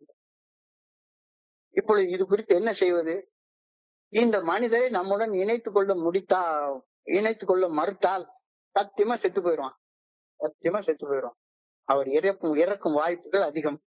அவரை நம்முடன் நினைத்து கொண்டால் நமக்கு நிறைய பிரச்சனை வரும்னு பயமா இருக்குது. என்ன செய்யலாம்? சீரட் குடிக்கிறவன, கஞ்சா குடிக்கிறவன, பொம்பளை பொறுக்கிய, சூதாடுறவன, இவனெல்லாம் கொண்டு வந்து மீட்டிங்குள்ளார வச்சுக்கலாமா? அவனெல்லாம் நம்ம சேர்த்துக்க வேண்டாம், அவனை வேண்டான்னு சொல்லிடுவோம் அப்படின்னு சொல்லி கேட்டா, எல்லாரும் முதலில் அந்த நண்பரை இணைத்துக் கொள்ள முடியாது என்ற பதில் தான் யதார்த்தமாக எல்லார் மனசுல இருந்து வந்துச்சு. ட்ரெடிஷனுக்கு எழுதுறதுக்கு முன்னால நாம குடிநோய் பிரச்சனையை மட்டும்தானே கையாளுறோம். இந்த குடிநோய் பிரச்சனையை கையாளுற நம்முடைய கொள்கைய ஒரு மனுஷனுக்காக நாம கைய விட வேண்டுமா என்ன? இதனால் குழுவில் இருக்கிற வேற நண்பர்கள் பாதிப்படைய மாட்டார்களா? இந்த கோணத்தில் அவர்கள் கலந்து பேசினார்கள். அப்பொழுது அந்த புதிய நண்பரின் தலைவிதி தடுமாற்றத்தில் இருந்தது போல தோன்றியது. இது பிடபிள்யூடைய வார்த்தை. அத்தருணத்தில் ஒருவர் வித்தியாசமான கோணத்தில் பேச ஆரம்பித்தார். நமது நற்பெயரும் மதிப்பும் கெட்டு விடுமோ என்றுதான் அஞ்சுகிறோம். மனிதர்கள் நம்மை குறித்து என்ன சொல்வார்கள் என்பதுதானே நமது பயம். இந்த தனி மனிதன் நமக்கு உருவாக்கும் சிக்கல்கள், பிரச்சனைகள் சமுதாயத்தில் நம் கௌரவத்தை பாதித்து விடுமோ என்று அப்படின்னு தானே பயப்படுறோம். அன்பான இறைவன் இந்த தருணத்தில் என்ன தீர்மானம் செய்வார்? நம்மளுக்கு எல்லாரும் தலைவர் யாரு? கடவுள் தானே. கடவுள் தானே. குழுவின் மனசாட்சியின் மூலமாக தன்னுடைய தீர்மானத்தை வெளிப்படுத்தும் அன்பான இறைவன் மட்டும்தானே நம்முடைய கடவுள், அந்த தலைவரு. அப்போ இந்த ஆளை கடவுளுடைய பார்வையில விட்டுட்டு, எப்பா நான் உங்க கடவுளே நான் உன்னுடைய அன்போட இணைய வரணும்னு ஆசைப்படுறேன், என்னை சேர்த்துக்குவீங்களான்னு கேட்டா கடவுள் என்ன சொல்லுவாரு அப்படின்னு ஒரு கேள்வி கேட்கிறாரு. அன்பான இறைவன் இந்த தருணத்தில் என்ன தீர்மானம் செய்வார் அப்படின்னு குழுல ஒரு நண்பர் கேட்டாரு. அவ்வளவுதான், அதோட டெட் சைலன்ஸ். Dead silence. வேற எப்படி சிந்திக்க முடியும்? வேற எப்படி சிந்திக்க முடியும்? இந்த சிந்தனைக்கு மேற்பட்ட சிந்தனை வேற என்ன சிந்திக்கப்பட முடியும்? அவ்வளவுதான், சேர்த்துக்கிட்டாங்க. தன்னை தோழமையின் குழுவோடு இணைத்துக் கொண்டதால் பெருமகிழ்ச்சி அடைந்த இந்த புதிய நண்பர் எப்போ இருக்கா ஃபுல்லா செய்ய ஆரம்பிக்கிறாரு, ஸ்பான்சர் எடுக்கிறாரு, எல்லா வேலையும் செய்யறாரு, வளர்றாரு. எல்லா அடிக்கலையும். அதாவது 12வது வழிமுறை அழகா சொல்லுது. 12வது வழிமுறை என்ன சொல்லுது? இந்த வழிமுறைகளை எங்கள் வாழ்க்கையின் எல்லா அம்சங்களிலும் கடைபிடிக்க முயற்சித்தோம். எத்தனை அடிக்ஷன், ஒரு அடிக்ஷன் எல்லாருக்கும் 1000 அடிக்ஷன் இருக்கு. ஆசை அருமின் ஈசனோட ஆயினும் ஆசை அருமின். கடவுளுக்கு அடிக்ட் ஆகி போனவங்க கூட இருக்காங்க. சடங்கு சம்பிரதாயம் பண்றது, கையை கழுவுறது கூட ஒரு அடிக்ஷன்னு சொல்றாரு. தீட்டு போட்டுரும் கையை கழுவிட்டே உட்கார்ந்துட்டு கூட ஒரு அடிக்ஷன் தான். சோ தன்னை தோழமையோடு இணைத்துக் கொண்டதால் பெருமகிழ்ச்சி அடைந்த நண்பர் 12 வழிமுறைகள் அடங்கிய மேற்படையும் செயல் திட்டத்தில் தன்னை வெகுவாக ஈடுபடுத்திக் கொண்டார். ஓய்வு ஒழிச்சல் என்று அயராமல் செயல்பட்டார். பல நூறு மக்களுக்கு தோழமையின் நற்செய்தி அவர் எடுத்துச் சென்றார். மிக ஆரம்ப நிலையில் இந்த குழுவில் நூற்றுக்கணக்கான மக்கள் இணைய அவர் காரணமாக இருந்தார். யார் மல்டிபிள் அடிக்ஷனாக எந்த மனுஷன் வந்தா என்னுடைய பெயர் கெட்டு போயிரும் நினைச்சோமோ அந்த மனுஷன் 100 பேர் ரெக்கவர் ஆகிறதற்கு காரணமாக அமைந்தார். இந்த நிகழ்வு 3வது கோட்பாடு உருவாக்கப்படுவதற்கு ஆரம்பப்படியாக அமைந்தது. நோயின் அவமானத்துடன் இணைந்து அதைவிட மோசமான களங்கத்தை ஏற்படுத்தும் மற்றொரு நோயால் பாதிக்கப்பட்டிருந்த அந்த மனிதர் தோழமையின் கதவுகளை தட்டி எங்களுடன் இணைந்து நலம் பெற்று வாழ்றத கண்ணால பார்த்தோம். இதுக்கப்புறம் இன்னொரு இன்சிடென்ட் வருது. நாம எல்லாம் பெரிய ஸ்பிரிச்சுவலிஸ்டிக் ப்ரோக்ராம் சொல்லிட்டு இருக்கோம். இன்னொரு நண்பர் வராரு. அவரு எந்த மீட்டிங்ல பார்த்தாலும் சரிதான், அவர் ஒரு நாஸ்திகரு. எப்ப பார்த்தாலும் கடவுள் அவரு நாங்கள் புரிந்து கொண்ட இறைவன் சொன்னா அவர் நாங்கள் புரிந்து கொள்ளாத இறைவன் தான் அவர் சொல்லுவாரு. இறைவனை என்னால புரிந்து கொள்ள முடியல. அவர் ஒவ்வொரு கூட்டத்திலயும் உட்கார்ந்து கடவுளை பத்தி மாங்குன்னு பேசிக்கிட்டே இருக்கிறாரு. கடவுளை பத்தி இறை மறுப்பு. எப்ப பார்த்தாலும் இறை மறுப்பு. எப்ப பார்த்தாலும் அப்படி பேசிட்டு இருக்க பார்த்தோன்னு இது என்னடா இது, நம்ம எல்லாரும் ஒரு விஷயத்த பேசிட்டு இருக்கோம், இந்த ஆள் மட்டும் வேற என்னத்தையோ பேசிட்டு இருக்கான். இந்த ஆளை இனிமேலும் வச்சிட்டு இருந்தா பரவாயில்லன்னு குழுல ஒரு தீர்மானம் போட்டு இந்த ஆளை மீட்டிங்கே வரவிட கூடாதுன்னு தீர்மானம் போட்டுட்டாங்க எல்லாருமா சேர்ந்து. இவர் கடவுளை மறுத்து பேசுறாரு, கடவுள் இல்லன்னு பேசிட்டே இருக்கிறாரு அப்படின்னு. அப்போ அந்த தீர்மானத்துக்கு அகேன்ஸ்டாக ஒரு நாள் நடக்குது. அந்த மனுஷன் அதுக்கப்புறமா வரலன்னு சொன்ன உடனே அவர் வீணா போய் என்னமோ போறாரு. ஆனா அவர் பகிரும் போதெல்லாம் சீற்றத்தை உருவாக்கும் வெறுப்பு மன கசப்பு எல்லாத்துக்கும் உண்டாகுதுன்னு அவரை வெளியே அனுப்பிடலாம்னு தீர்மானம் பண்ணிட்டாங்க. அவரு எங்கேயோ போயிட்டாரு. கடைசியில ரொம்ப மோசமான நிலையில போய் இன்னொரு நண்பருடைய வீட்டுல அவர் ராத்திரி தஞ்சம் புகுறாரு. ரொம்ப மோசமான நிலைமையில சேர்றாரு. அவரை சேர்த்துக்கலாமா வேண்டாமா? யாருக்குன்னது சேர்த்துக்க வேண்டாம் அப்படின்னு தீர்மானம் போட்டு குழுவுல. இவர் வெறுமன கடவுள் இல்லைன்னு பேசுறாரு. இப்பவும் கடவுள் இல்லைன்னு சொல்றாரு. எவ்வளவு அடிமட்ட நிலைக்கு போனாலும் சரிதான். ஆனால் ரொம்ப அடிமட்டத்தை தொட்டதுக்கு அப்புறமாக அவர் தன்னுடைய இறைமறுப்பு கொள்கையை கூட மாத்தி எழுதிக்கிட்டாரு. குட் ஆர்டர்லி டைரக்ஷன், மனசாட்சி நல்ல ஒழுங்கான வழிகாட்டுதல், அதை கடவுளாக ஏற்றுக்கொண்டு அவர் அதுக்கப்புறமாக அந்த மீட்டிங்ல தன்னுடைய இறைமறுப்பு கொள்கைய ஒரு அளவுக்கு மாத்தி எழுதிக்கிட்டு நல்லபடியாக வாழ்ந்தார் அப்படின்னு ஒரு கருத்து சொல்லுது. இப்போ மறுபடியும் கேக்குறாங்க, இவர் ஏற்கனவே இறை மறுப்பு கொள்கையில பேசிட்டு இருந்தாரு, அதனால இவர் இந்த குழுல இருந்து விரட்டிடலாம் அப்படின்னு தீர்மானம் பண்ணிருந்தோமானா அந்த மனுஷன் செத்து போயிருப்பார்ல. அப்ப இந்த இடத்துல ரொம்ப அழகான ஒரு கருத்தை பில்டபிள்யூ பதிவு பண்றாரு. என்னன்னா, AA is not an organization, AA is a fellowship. இங்க எந்த ஒரு தனி மனிதனோட நான் தோழமையாக இருக்கணும்ன்றது என்னுடைய தேர்வு தான், என்னுடைய சாய்ஸ். அதாவது அவர் என்ன எழுதுறாரு, உனக்கு உன்னைய கஷ்டப்படுத்திட்டு இருக்கிற ஒரு பழக்கத்தை விடணும்னு ஆசை வருதுன்னா, அந்த பழக்கத்தை ஏற்கனவே விட்டு ஒழிச்சிருக்கிற ஒரு நண்பனோட போய் சேர்ந்துக்கோ, அந்த பழக்கம் உன்னை விட்டு போயிரும். அதாவது இது அகாமடேட்ஸ் எவ்ரிபடி. இந்த தத்துவங்களை எங்கள் வாழ்க்கையின் எல்லா அம்சங்களிலும் கடைபிடிக்க முயற்சித்தோம் அப்படின்னு. அதாவது ஆரம்ப காலத்துல ஏஏல ஒரு விஷயத்த சொல்லுவாங்க. என்ன விஷயத்த சொல்லுவாங்க? ஆரம்பத்துல 90 நாள் நீ குடிக்கிற நண்பர்களை பார்க்காத, குடிக்கிற நண்பர்களோட சேராத, அவங்க நட்பை விட்டுரு, குடி பரிமாறப்படுற இடங்கள் பொதுவாக கல்யாண வீட்டுல இருக்கும், சாவு வீட்டுல இருக்கும், அந்த கல்யாண வீட்டுக்கு போகாத, இளவு வீட்டுக்கு போகாத அப்படின்னு ஒரு அர்த்தம் சொல்லுவாங்க. என்ன அர்த்தம்? ஏன்னா நீ அதுல தடிக்க விடுறதற்கு காரணம் அதுல உண்டாயிரும். இப்போ குடிக்கிறத விட்டுறணும்னு நீ ஆசைப்படுற, குடிக்கிறது ஏற்கனவே விட்டுட்ட மனிதர்களோட போய் சேர்ந்துக்கோ, நீயும் குடிக்காம இருப்ப. Personal recovery depends upon AA unity.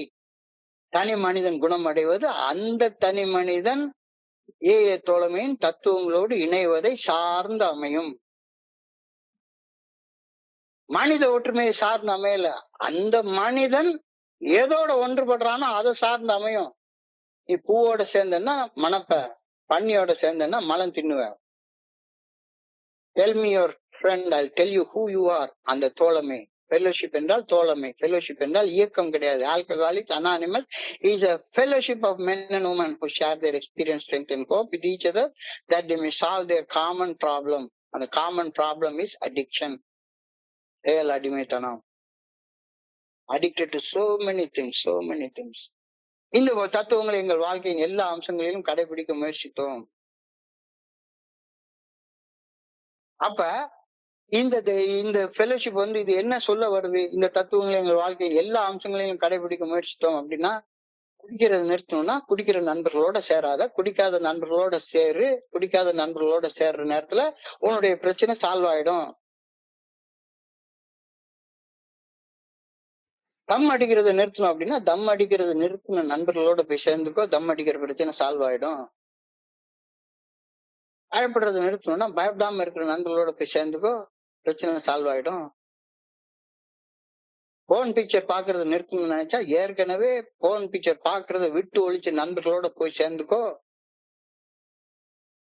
உனக்கு அதுல இருந்து விடுதலை கிடைச்சிடும். சோ தோழமை என்பது நான் எதுல இருந்து விடுபட விரும்புறனோ, எதுல இருந்து விடுதலை அடைய விரும்புறனோ, அதுல இருந்து ஏற்கனவே விடுபட்ட மனிதர்களுடைய அன்புடனான ஆதரவை, ஸ்பான்சர்ஷிப்பை போய் தேடு, உனக்கு அது கிடைக்கும். அப்ப இந்த மெம்பர்ஷிப் ரிக்குவயர்மெண்ட் எவ்வளவு தெளிவா சொல்லிட்டாங்க பாருங்களேன். நீ எதுவாக மாற விரும்புறியோ அதுவாக ஏற்கனவே மாறி இருக்கிற நண்பர்களோட போய் நட்பு வச்சுக்கோ, தோழமையில இரு, நீ மேல மேல போயிட்டே இருப்ப. அப்ப இந்த ஃபெலோஷிப் நான் மேல மேல மேல ஏறுறதற்கான ஒரு வழி. அந்த வழியில எனக்கு மேல உன்னதமான வாழ்க்கை வாழக்கூடிய நண்பர்களோட ஃபெலோஷிப்ல நான் இருக்கிறது. அப்ப என்கிட்ட ஒருத்தர் கேக்குறாரு, நான் ஒரு நாளைக்கு 8 பாக்கெட் சிகரெட் குடிச்சிட்டு இருந்த ஆளு, போன் பிக்சர் பார்க்காம என்னால தூங்க கூட முடியாத ஆளு. இன்னைக்கு நான் அதுல இருந்தெல்லாம் விலகி இருக்கிறேன். அப்போ ஒரு ஆள் வந்து என்கிட்ட வந்து கேக்குறாரு, வாங்க என்ன செய்யலாம்? ஒரு நாள் அடிப்படையில இன்னைக்கு ஒரு நாள் போன் பிக்சர் பார்க்காதீங்க. அது பார்க்கணுன்ற எண்ணம் வந்துட்டா எனக்கு ஒரு வாய்ஸ் மெசேஜ் போடுங்க, அல்லது என்ன போன்ல கூப்பிடுங்க. குடிக்கிறதுக்கு முன்னால உதவி கேளு அப்படின்ற மாதிரி போன் பிக்சர் பாக்குறதுக்கு முன்னால உதவி கேளு. வேலை செய்யும், வேலை செய்யும். சாதாரண ஆசை இருந்தா போதும். நீ எவ்வளவு உயரத்துக்கு வேணாலும் மேல போலாம். சாதாரண ஆசை இருந்தா போதும். நல்லா வாழணும்ன்ற ஆசை இருந்தா போதும். உன்னை நாசமாக்குற எதுல இருந்து நீ வெளியே வந்துடலாம். உன்னை நாசமாக்குற எதுல இருந்து வெளியே வந்துடலாம். இந்த கருத்தை புரிஞ்சு கொள்றப்பதான் இந்த விஷயம் வந்து தெளிவாக நல்லா தெரியுது. ரொம்ப நல்லா தெரியுது. இந்த ஆரம்ப காலகட்டத்துல ஹவ் ஏ ட்ரெடிஷன் டெவலப்ன்ற நேரத்துல இந்த ட்ரெடிஷனை டெவலப் பண்றதுக்கு நண்பர் நீல விநாயகர் சொன்ன மாதிரி பயங்கரமாக பயங்கரமாக அவங்க அனுபவங்களை உள்ளடக்கி எழுதிட்டாங்க. மூன்றாவது கோட்பாடு ஆழமான அர்த்தங்களை உள்ளடக்கியது. ஏனெனில் இக்கோட்பாடு அவதிப்பட்டு கொண்டிருக்கும் ஒரு குடிநோயாளிக்கு, ஒவ்வொரு குடிநோயாளிக்கும் இப்படித்தான் சொல்லுது. ஒரு தனி மனிதன் தான் ஏஏ தோழமையின் உறுப்பினர் என்று தன்னையே கூறிக்கொண்டால் அவர் ஏஏ உறுப்பினர் ஆவார். நீ எல்லாம் ஏஏ தோழமையில எவனையும் சேர்க்க வேண்டாயா, சேர்றவனை தடுக்காதங்கிறாரு. அவ்வளவுதான். எவன் எம்பி நீ ஆள் சேர்க்க வேண்டாம். இந்த ஏவுக்கு வந்து நிறைய ஆளை ட்ரீட்மெண்ட் சென்டர் அனுப்பி வைக்குது, நான் போய் ஆளை சேர்த்துட்டு இருக்கேன். ஆளை சேர்க்க வேண்டிய வேலையெல்லாம் சொல்லவே இல்லை. நீ வாழ்ந்து காட்டு, ஒரு நாள் அட்ராக்ட் ஆகி உன்னுடைய பொது தொடர்பு கொள்கை எடுத்துக்காட்டு மூலம் இருக்கட்டும். அவதிப்பட்டு கொண்டிருக்கும் ஒவ்வொரு குடிநோயாளிக்கும் ஏஏ தோழமை இவ்வாறு சொல்கிறது. ஒரு தனி மனிதன் தான் ஏஏ தோழமையின் உறுப்பினர் என்று தன்னைத்தானே கூறிக்கொண்டால் அவர் ஏஏ உறுப்பினர் ஆகிறார். எவரும் ஏஏ தோழமையிலிருந்து அவரை விலக்கி வைக்க முடியாது. நீங்கள் யாராக இருந்தாலும் சரி, நீங்க எவ்வளவு ஆழமான அடிமட்டத்தை தொட்டிருந்தாலும் சரி, உங்கள் உணவு சிக்கல்கள் எவ்வளவு கொடியனவாக இருந்தாலும் சரி, நீங்கள் மிக மோசமான குற்ற பின்னணியை கொண்டிருந்தாலும் சரி, நீங்கள் ஏஏ தோழமையில் இணைவதை எவராலும் தடுக்க முடியாது. மறுபடியும் முதல்ல பண்ணியிருக்கிறது அப்படியே 12 எழுதியிருக்கிற ஃபர்ஸ்ட் பேரா வார்த்தை. எவராலும் தடுக்க முடியாது. நாங்கள் எவரையும் ஏஏ தோழமையிலிருந்து விலக்கி வைக்க விரும்பவில்லை. we are all inclusive, never exclusive. ஒருத்தர் கூட நீங்கள் மிக மோசமான வன்முறையாளராக இருந்தாலும் கூட நீங்கள் ஏஏ தோழமைக்கு தீங்கு இழைத்து விடுவீர்கள் நாங்கள் சிறிதளவும் அஞ்சவில்லை. என்னையா பண்ணிவிடுவ, என்னைய போய் நீ ஒண்ணு கூட உன்னால பண்ண முடியாது. மன தெளிவை மீட்டெடுக்க எங்களுக்கு கிடைத்த மாபெரும் வாய்ப்பு கொஞ்சமும் குறையாமல் உங்களுக்கு கிடைக்க வேண்டும் என்பதை உறுதி செய்ய நாங்கள் விரும்புகின்றோம். எனவே உங்களையே நீங்கள் ஒரு ஏஏ உறுப்பினர் என்று சொல்லிக் கொள்ளும் அக்கணம் முதல் நீங்கள் ஏஏ தோழமையில் இணைந்து விடுகின்றீர்கள். தீஸ் ஆர் பில் டபிள்யூஸ் வேர்ட்ஸ். எனக்கு கிடைச்ச வாய்ப்பு உனக்கு கிடைக்கணும், கொஞ்சம் கூட குறையாம கிடைக்கணும் அப்படின்னு நாங்க விரும்புறோம். எனவே உங்களையே ஒரு ஏஏ உறுப்பினர் என்று நீங்கள் சொல்லிக் கொள்ளும் பட்சத்துல அந்த மொமெண்ட் முதற்கொண்டு நீங்க ஒரு ஏஏ உறுப்பினரா மாறிடுறீங்க. நாங்க உங்களை சேர்க்கல, மெம்பர்ஷிப் ரெக்கார்ட் எல்லாம் வச்சுக்கல, காலத்துல இருந்து ஐடி கம்பெனில வேலை பார்க்குற மாதிரி ஒரு ஐடென்டி கார்டு எல்லாம் உங்களுக்கு கொடுக்க போறதுலாம் கிடையவே கிடையாது. நீ ஏ உறுப்பினர்னா நீயே சொல்லிக்க, இல்ல பிடிக்கலையா வெளியே எழுப்பி போயிட்டே இரு. பல வருட கால வலி வேதனை நேர்ந்த அனுபவங்களுக்கு பின்னரே ஏஏ தோழமையின் உறுப்பினர் தகுதி குறித்த தத்துவங்களை இதனால் நிலைப்படுத்த முடிந்தது. 50வது வருஷத்துல அது எழுதுறாங்க, நிலைப்படுத்த முடிந்தது. ஆரம்ப கால குழுக்கள் வந்து அப்படிதான் இருந்துச்சு. ஈஸியா பிரேக் ஆயிடும், ஈஸியா. ஏன்னா குடிநோயாளி வந்து வாலட்டைல் நேச்சர் உள்ளவன். உடனே நான் வந்து குழு வர மாட்டேன். எனக்கெல்லாம் உண்மையிலே நல்ல ஞாபகம் இருக்கு. ஒரு நாளைக்கு சீட் ஆஃப் ஹோப் குரூப்ல மீட்டிங்ல உட்கார்ந்துட்டு இருக்கோம். அப்ப வந்து யாரோ ஒருத்தர் மேல சொல்லிட்டாரு. எங்களுக்கு உள்ளார சின்ன கோவம் வந்துருச்சு. அந்த கோவம் வந்த உடனே என்ன பண்ணிட்டோம், உடனே நாங்க வந்து ஒரு தனியா குழு ஆரம்பிக்க போறோம். இந்த திருவிளையாடல் படத்துல ஒரு வசனம் சொல்ற மாதிரி, பெரியவர்களாய் சேர்ந்து நடத்திய நாடகம் என்பதா சிறப்பாக அமைந்தது. ஆனா எனக்கு சம்மதம் இல்ல, போடா அங்கிட்டே. நான் எனக்குன்னு போய்க்கிறேன், ஒரு நாடை உருவாக்கிறேன், எனக்கென்று ஒரு நாடு, எனக்கென்று ஒரு மக்கள். அப்பனா நீ வந்து தனியா உனக்குன்னு ஸ்டெப் எழுத போறியா, தனியா ஒரு ட்ரெடிஷன் எழுத போறியா, தனியா ஒரு பிக் புக் எழுத போறியா? இல்ல ஏ தானே ஆரம்பிக்க போற. எவ்வளவு குழு வேணாலும் ஆரம்பி. ஏன்னா அந்த காலத்துல வந்து நாங்க ஆரம்பத்துல வந்த காலத்துல வந்து எல்லாருக்குமே இங்கிலீஷ்ல தான் பேசுவாங்க. யாராச்சும் ஒரு நாளைக்கு can we have a Tamil sharing please அப்படின்பாரு ஒருத்தர். என்னங்கடா இது இந்த ஊர்ல வந்துட்டு தமிழ் ஷேரிங் ப்ளீஸ் அப்படின்னு சொல்லி கேட்கிறாரு. தமிழ்ல நாங்க ஆரம்பிச்ச குழுல can we have an English sharing please அப்படின்னு வேணுக்குன்னே சொல்லுவாங்க. ஒருத்தர் ஒரு நண்பர் சொல்லுவாரு. கோபம், வெறுப்பு. அந்த வெறுப்புல அந்த குரூப் ஆரம்பிச்சு அந்த குரூப் பக்கத்துல இருக்க ட்ரீட்மெண்ட் சென்டர் போய் அங்க சாட்டர்டே டிஸ்சார்ஜ் டேன்னு அந்த ஒரு ட்ரீட்மெண்ட் சென்டர்ல இருந்து அந்த ட்ரீட்மெண்ட் சென்டர்ல உள்ள ஆளை 12 ஸ்டெப் பண்ணி அந்த உள்ள வச்சு அந்த ஒரு வருஷம் முழுக்க அந்த ஒரு பர்டிகுலர் குரூப்ல உள்ள ஃபர்ஸ்ட் இயர் பர்த்டே கொண்டாடும் குரூப்னு. ஆனா எங்களுக்கு தெரியாது, நாங்க மெம்பர்ஷிப்பை சேர்க்கிறோம் ரோட் ஓரத்துல நின்றுட்டு அல்லேலுயா வந்து சேரு எங்க மதத்துல வந்து சேரு அப்படின்னு, எங்க குரூப்ல வந்து சேரு ஏஏல வந்து சேருன்னா வா சொல்லிட்டல, மெசேஜ் சொல்லிட்டல, அவன் வந்து ஏஏ மெம்பர்னு அவனே சொல்லிக்கிட்டான். அது வரைக்கும் அவன்கிட்ட பொறுமையா விடு. ஏஏ தலைமையின் ஒரு உறுப்பினர் அந்த ஆரம்ப நாட்கள் குறித்த ஒரு தெளிவான பார்வையை வழங்குகின்றார். ஒவ்வொரு குழுக்களும் தனி மனிதர் ஏஏ தலைமையில் இணைவதற்கு பல தகுதிகளை நிர்ணயம் செய்திருந்தன அந்த காலத்துல. இப்பவும் அந்த சில குரூப்ல அப்படித்தான் பண்றாங்க. எங்க ஊர்ல வந்துட்டு இப்பவும் சில பேரை வந்துட்டு நீ எல்லாம் மீட்டிங் வரக்கூடாதுன்னு சொல்லக்கூடிய பண்பு இருக்குத்தான் செய்யுது. இவனெல்லாம் உள்ள சேர்த்துக்கிட்டா நமக்கு என்ன ஆகும் அப்படின்னு. அப்ப இங்க சொன்ன மாதிரி அந்த ஆரம்பத்துல பயம் இருக்கு, குடிக்கிறது நிறுத்தணும் அப்படின்ற விருப்பம் இருக்குன்னு எப்படி கண்டுபிடிக்கிறது? அனுமானத்தின் அடிப்படையில் உண்மையான குடிநோயாளிகள் என்று கருதும் குடிநோயாளிகளை தவிர வேற யாரையுமே இணைத்துக் கொள்ளக்கூடாது என்று ஆரம்பத்தில் நாங்கள் தீர்மானித்திருந்தோம். தங்களை குடிநோயாளிகள் என்று அறிவித்துக் கொள்ளும் அனைவரையும் நம்முடைய தோழமையில நம்ம சேர்த்து கொண்டால் நம்ம கெட்டு போயிடுவோம், நம்ம குழு வளராது அப்படின்னு நினைச்சோம். ஆனா இந்த ட்ரெடிஷன் தான் ஏஐயோடைய எக்ஸ்பான்ஷனுக்கே காரணம் அப்படின்னு பில்டப் இந்த இதுல எழுதுறாரு. இவ்வளவு தூரம் வளர்ந்ததுக்கு என்ன காரணம்? உண்மையான பொறுப்புடன் செயல்படும் குடிநோயாளிகள் அப்படின்னு யாரு நீ தெரிஞ்சுப்ப? அது அந்தந்த தனி மனுஷனுக்கு உள்ளார இருக்கக்கூடியது. அவன் தீர்மானிக்கட்டும். அவன் தீர்மானிக்கிறதுக்கான சுதந்திரத்தை முழுமையாக கொடு. இது சமத்துவம் நிறைந்த இடம். எல்லோரும் ஓர்குலம், எல்லோரும் ஓர் நிறை, எல்லோரும் இங்க குடிநோயாளிகள். நீ எத்தனை வருஷம் சோபரா இருந்தாலும் சரிதான், ஒரு நாள் தான். எல்லாரும் ஒண்ணுதான். மற்றவர்கள் நம் தோழமையை சிதைத்து விடுவார்கள் என்ற எண்ணம், அதுக்கு எந்த வகையான ஆதாரமும் கிடையவே கிடையாது.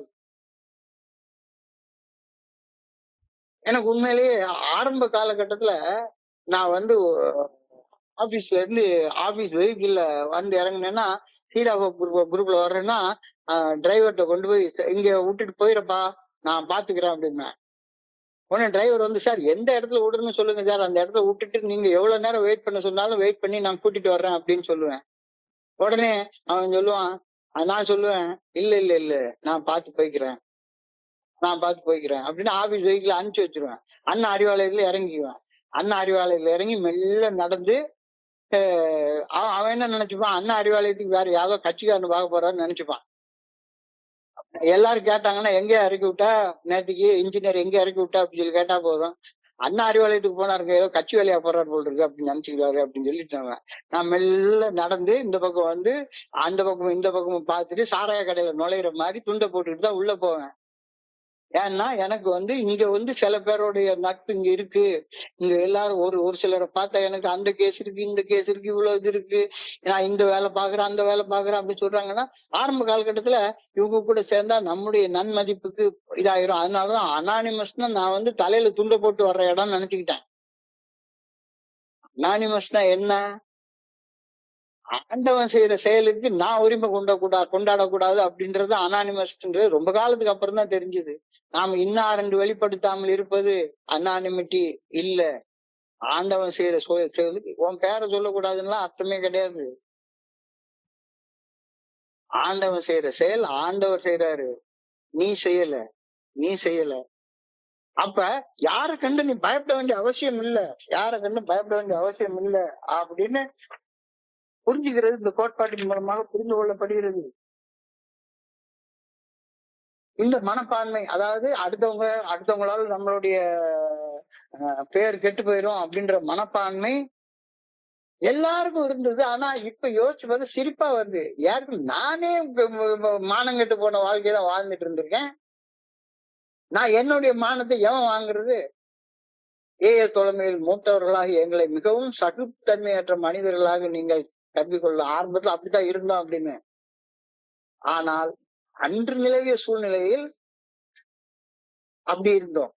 அதாவது 1935 இருந்து 1950 வரைக்கும் அவங்க எல்லாம் அப்படித்தான் இருந்திருக்காங்க.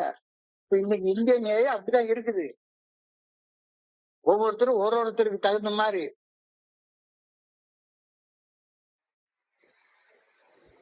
எங்களுடைய வாழ்க்கையும் எங்களுடைய குடும்ப வாழ்க்கையும் மாபெரும் அச்சரத்துக்கு உண்டாச்சு. அதனால என்ன மாதிரியே உள்ள ஆளை சேர்த்துக்கிட்டு தான் நான் குழு ஆரம்பிக்கணும். அடுத்தவங்களுடைய வேற்றுமையை நான் சகிச்சு கொள்ளவே மாட்டேன். பயந்து நடுங்கி எனக்குன்னு ஒரு குழு ஆரம்பிச்சுக்கணும். இந்த குழுல அனானிமிட்டியே பிரேக் பண்ணிடுறாங்க. எங்களுக்குள் இருந்த அச்சங்கள் அனைத்துமே ஆதாரமற்றவை என்று எங்களுக்கு நாங்களே நிரூபித்துக் கொள்ள எப்படி எப்படி இல்லாம போராடி பார்த்தோம். ஆனா கடைசியில் என்ன தெரியுது? வெளிப்புறத்தில் அச்சுறுத்துபவர்களாக தோற்றம் தந்த ஆயிரக்கணக்கான மக்கள் வியப்படையத்தக்க வகையில் மீட்படைந்து தங்களுக்கு நெருங்கிய நண்பர்களாக மாறிவர். நான் உண்மையிலேயே நான் பாக்குறேன். என்னுடைய குருஜி பெரிய ஆளு, ரொம்ப பெரிய ஆளு. அவருக்கு தெரியாத திருமந்திரமே கிடையாது. ஆனா அவருடைய இருண்ட பக்கத்தை பார்த்தா எனக்கு மேல மோசமான செயல்கள் எல்லாம் செஞ்சுட்டு தான் செய்யறாரு. என்னுடைய ஸ்பான்சர் அப்படிதான் என்னோட மோசமான செயல்கள் செய்ய. ஆனா இன்னைக்கு அவங்க எல்லாம் அப்படி இருக்காங்க அப்படின்னு சொல்லி பாக்குறப்ப என்கிட்ட இருக்கிற எல்லா கெட்ட பழக்கத்தையும் விட்டவங்களா இருக்காங்க. இருக்காங்க. அப்பதான் இந்த விஷயம் தெரியுது. ஒற்றுமை ஒற்றுமை ஒற்றுமை. எதோட ஒற்றுமை? மனித ஒற்றுமை இல்ல. மனிதர் உணர்ந்து கொள்ள இது மனித ஒற்றுமை அல்ல. அதையும் தாண்டி புனிதமான தெய்வ ஒற்றுமை. தெய்வத்தோட ஒன்றுபட்டு இருக்கிற எல்லாரும் தான் இங்க ஒன்னா கூடி இருக்கிறோம். Personal recovery depends upon AA unity. தனி மனிதன் குணமடைவது அந்தந்த தனி மனிதன் ஏஏ தோழமையின் தத்துவங்களோடு ஒன்றுபட்டு செயல்படுவதை சார்ந்து அமைகிறது.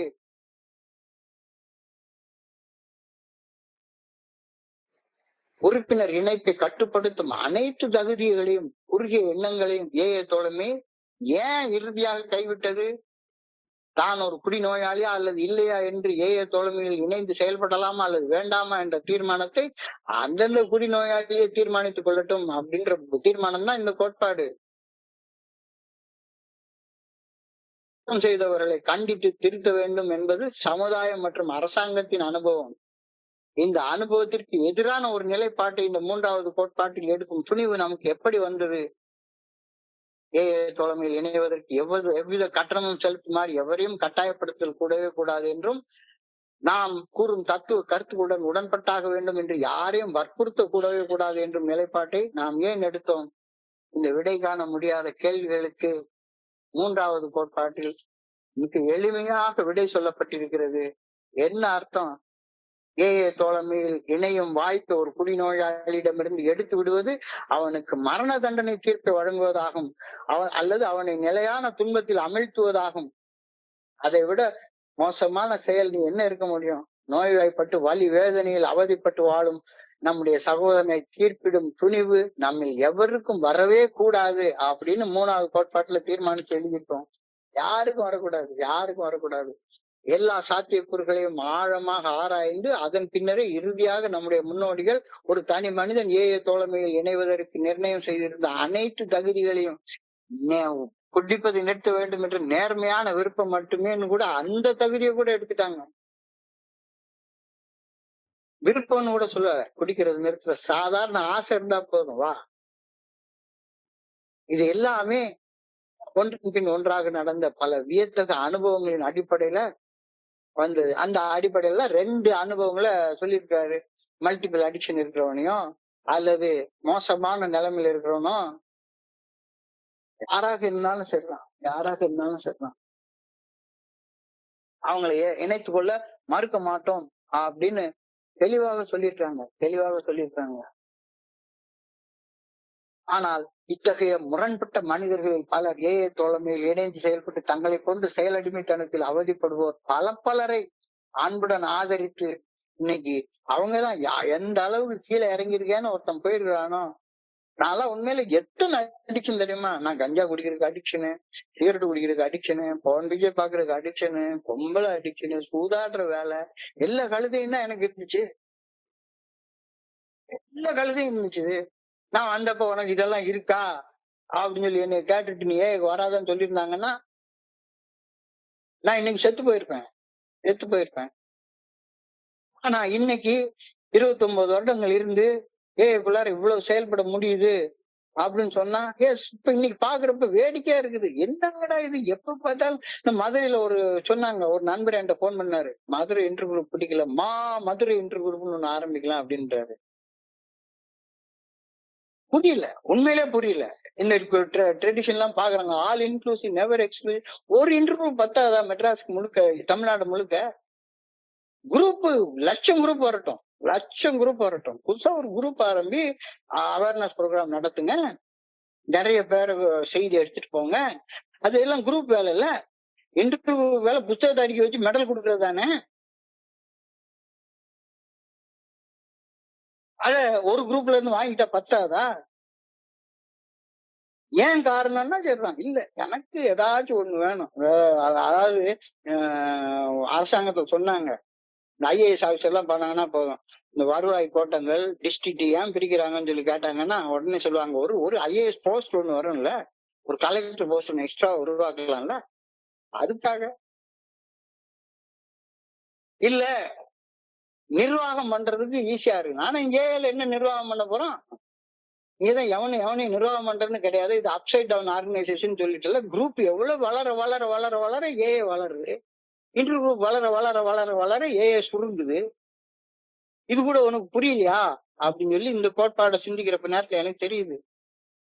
இப்போ இந்த கோட்பாட்டின் அடிப்படையில நான் எனக்குள்ள சிந்தனைய என்ன செய்யலாம், ஏதாவது ஒரு காரணம் கூறி சில மனிதர்கள் ஏஏ தலைமையில் இருந்து விலகி இருக்க வேண்டும், இந்த மனிதர்கிட்ட இருந்து விலகி இருக்கணும், இவங்க கிட்ட எல்லாம் சேரக்கூடாது, இந்த குழுவுக்கு நான் போக கூடாது அப்படின்ற எண்ணம் எனக்குள்ளார இன்னமும் இருக்கா அப்படின்னு கொஞ்சம் ஆழமா சிந்திச்சு பார்ப்போமே. ஏதாவது ஒரு காரணம் கூறி சில மனிதர்களை ஏஏ தலைமையிலிருந்து விலக்கி வைக்க வேண்டும், சில குழுக்களில் இருந்து நான் விலகி இருக்க வேண்டும் அப்படின்ற எண்ணம் எனக்குள்ளார இன்னமும் இருக்குதா? ஒரு நண்பர் சொன்னாரு, அவர் வீட்டுக்கு ஒரு 1/2 கிலோமீட்டர் தூரத்துல ஒரு குரூப் நடந்துட்டு இருக்கு, ஆனா ஹோம் குரூப் 5 கிலோமீட்டர் தூரத்துல இருந்து ஒரு அந்த 1/2 கிலோமீட்டர் தூரத்துல ஏன் எடுத்துக்கல அப்படின்னு சொல்லி கேட்டா, இல்ல சார் வீட்டுக்கு பக்கத்துல இருக்கு, பயமா இருக்குது, எல்லாரும் வீட்டுல வந்து சொல்லிட்டாங்கன்னா என்ன ஆயிரும். சரி ஆரம்பத்துல இருந்துச்சு, உனக்கு இப்ப 20 வருஷம் சோகம்னு சொல்லிட்டு இன்னமுமா அதே இது என்ன பழகி போச்சு. சோ ஏதாவது ஒரு காரணம் கூறி சில மனிதர்களை சில குழுக்களை இருந்து விலகி இருக்கணும் அப்படின்னு எனக்கு தோணுதா இன்னும்? அத மாதிரி இவரெல்லாம் குணமடைய வாய்ப்பே இல்லை என்று சில நண்பர்களை நான் தீர்ப்பிட்டு எழுதுகின்றேனா? இவனுக்கெல்லாம் சான்ஸே கிடையாதுயா, இவனுக்கெல்லாம் சான்ஸே கிடையாது அப்படின்னு நான் நினைக்கிறேன்னா இன்னும் இதெல்லாம் நான் எனக்குள்ளார புற ஒற்றுமைய அக ஒற்றுமை வந்துருச்சானா, புற ஒற்றுமை வராம அக ஒற்றுமையால எந்த பிரயோஜனமும் கிடையாது, ஒண்ணுமே கிடையாது. இந்த கோட்பாடு அது தெளிவா சொல்லுது. இந்த கோட்பாட்டுக்காக ஒரு பிரார்த்தனை எழுதியிருக்காங்க, அன்பான இறைவா, உன் படைப்பனைத்திற்கும் நீர் நிபந்தனையின்றி அன்பு செய்கின்றீர் என்ற மாபெரும் மறை உண்மையை உணர்ந்து நானும் உம்மை போலவே நீர் படைத்த அனைத்து உயிர்களையும் நிபந்தனையின்றி அன்பு செய்து வாழும் மனப்பக்குவத்தை எனக்கு அளித்தருள உம்மை பணிவுடன் வேண்டுகின்றேன். Unconditional love.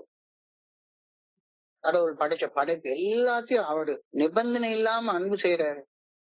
அந்த மாபெரும் உண்மையை நானும் உணர்ந்து கடவுளை போலவே அவர் படைத்த படைப்பு அனைத்திற்கும் நிபந்தனையின்றி அன்பு செய்து வாழக்கூடிய மனப்பக்குவம் எனக்கு இல்ல. நான் இன்னமும் அந்த மாதிரி குழுக்களை உடைச்சி ஏதாச்சும் உள்ள ஒரு பிளவு பண்ணி சண்டை போட்டு இப்படிதான் வாழ்ந்துட்டு இருக்கேன். எனக்கு ஏன்னா அந்த மனப்பக்குவம் இல்ல. அந்த மனப்பக்குவத்தை எனக்கு அளித்தருள ஆண்டவா உண்மை பணியுடன் வேண்டுகின்றேன். அன்பான இறைவா, உமது படைப்பனைத்திற்கும் படைப்பனைத்தையும் நீர் நிபந்தனையின்றி அன்பு செய்கின்றீர் என்ற மாபெரும் மறை உண்மையை உணர்ந்து நானும் உண்மையை போலவே நீர் படைத்த அனைத்து உயிர்களையும் நிபந்தனையின்றி அன்பு செய்து வாழும் மனப்பக்குவத்தை எனக்கு அளித்தருள உண்மை பணியுடன் வேண்டுகின்றேன். இன்னார் அன்பு செய்யப்பட தகுதியற்றவர், இன்னார் என் அன்பை பெற தகுதியற்றவர் என்ற சிந்தனை என் மனசுல இருக்கவே கூடாது அப்படின்னு ஆண்டவா உண்மை காலில் விழுந்து கேட்டுக்கிறேன். காலில் விழுந்து வேண்டிக்கிறேன். இதுதான் என்னுடைய பிரார்த்தனை. இன்னார் அன்பு செய்யப்பட தகுதியற்றவர், இன்னாருக்கு என்னுடைய அன்பை பெற தகுதி கிடையாது, அது போன்ற சிந்தனைகள் என் மனதில் கொஞ்சம் கூட இருக்கக்கூடாது, கொஞ்சம் கூட இருக்கக்கூடாது அப்படின்னு உண்மை பணியோட வேண்டிக் கொள்கின்றேன். இந்த கோட்பாடு சாதாரண கோட்பாடு இல்ல. இந்த கோட்பாடுடைய மைய கரு இதுதான். ஒருத்தன் அன்பு செய்யாம உன்னுடைய ஸ்பான்சர்ஷிப்ப கேக்குறான், உனக்கெல்லாம் ஸ்பான்சர் இருக்க முடியாது, கெட் அவுட், உன்னையெல்லாம் ஒண்ணு செய்ய முடியாது, கெட் அவுட் அப்படின்னு ஒண்ணு என்ன அந்த மனுஷனுடைய மரண தண்டனை தீர்ப்பு நீ எழுதுற. உன்னுடைய சகோதரனுக்கு மரண தண்டனை அழிக்க நீ யாரு அப்படின்னு இந்த கோட்பாடு கேக்குது. எஸ், அவரு என்னவா இருந்துட்டு போட்டோம், அவர் தேர மாட்டான்னு சொல்றதுக்கு நீ யாரு? அப்ப நீ தேரணும்னா அந்த ஆள் கூட தோல்ல கை போட்டுக்கோ. நீ அவருடைய பெரிய ஆத்மார்த்தமான நண்பனாக இருந்து அந்த ஆள் போற இடத்துக்குலாம் நீ போகணும், அவருடைய அடிக்ஷன் எல்லாம் உனக்கு வந்துடணும் இல்ல. நீ உண்மையிலேயே சக்தி வாய்ந்த மனுஷனா இருந்தா அந்த ஆளை உன் பக்கத்துக்கு ஈர்க்கணுமே ஒழிஞ்சு, அவர் என்னோட மோசமானவரா இருக்காருன்னு நீ அவர் பக்கத்துக்கு போனா நீ தானே என்ன வீக், நீ என்ன அக ஒற்றுமை உண்டாக்கியிருக்க இல்லதானே. இந்த கோட்பாடு சொல்லுது, you become strong and then attract everybody. எல்லாரும் உள்ள வரட்டும். நிறைய குழுக்கள் ஆரம்பிப்போம், லட்சக்கணக்கில் குழுக்கள் ஆரம்பிப்போம். ஆனா குழுக்களை நிர்வாகம் பண்ற வேலையை வேண்டவே வேண்டாம். ஒவ்வொரு மனிதனும் தன்னைத்தானே நிர்வாகம் செய்து கொள்ளும். அது போன கோட்பாடு. தலைமை பண்பு ஒவ்வொரு மனுஷனும் வளர்த்து கொள்ளட்டும். எல்லோரும் ஓர்குலம், எல்லோரும் இந்நாட்டு மன்னர். அது இரண்டாவது கோட்பாடுனா எல்லாரையும் மன்னர்களாக இருக்க அனுமதிக்கிறது. நான் தான் மன்னரா இருக்கணும், அந்த வெண்ணையெல்லாம் வேண்டவே வேண்டாம். எல்லாரும் தான். இந்த கோட்பாடு எவ்வளவு ஆழமானது அப்படின்றது தெளிவாக தெரிகிறது. மிக அற்புதமான ஒரு கருத்து. இந்த கருத்தின் அடிப்படையில சிந்தித்து பகிர்ந்து கொள்ள எனக்கு ஒரு வாய்ப்பு கொடுத்த இந்த குழுவிற்கு என்னுடைய பணிவான நன்றிகளை தலவணங்கி பணியோட சொல்லிக்கிறேன். பொறுமையா கேட்ட ஒவ்வொரு நண்பருக்கும் உண்மையில இந்த ராத்திரி நேரத்துல உட்கார்ந்து இப்படிப்பட்ட சிந்தனை எல்லாம் கேட்கறதுக்கு ஏழையா வேற எல்லா இடத்துலயும் என்னமோ அசிங்கத்தை பேசணும், அவமானத்தை பேசணும், ஏழையில உள்ளதுக்கு அப்படியே அசிங்கத்தை பகிர்றதுதான் ஏஐக்கு வந்திருக்கேன்னு சொன்ன இடத்துல இப்படிப்பட்ட கோட்பாடுகள்லாம் அனுபவத்தின் அடிப்படையில் எழுதிட்டாங்க அப்படின்ற கருத்தை பகிர்ந்து கொள்றதுக்கே ஒரு கெத்து வேணும். அந்த வாய்ப்பை எனக்கு கொடுத்த இந்த குழுவிற்கும் பொறுமையாக கேட்ட ஒவ்வொரு நண்பருக்கும் பணிவான நன்றிகளை தெரிவித்துக் கொள்றேன். இந்த இரவு பொழுது நண்பர்களுக்கு இனிமையான இரவாக அமைய இறைவனை பணியோடு வேண்டிக் கொள்கின்றேன். நன்றி. வாழ்க வளமுடன். Thank you so much.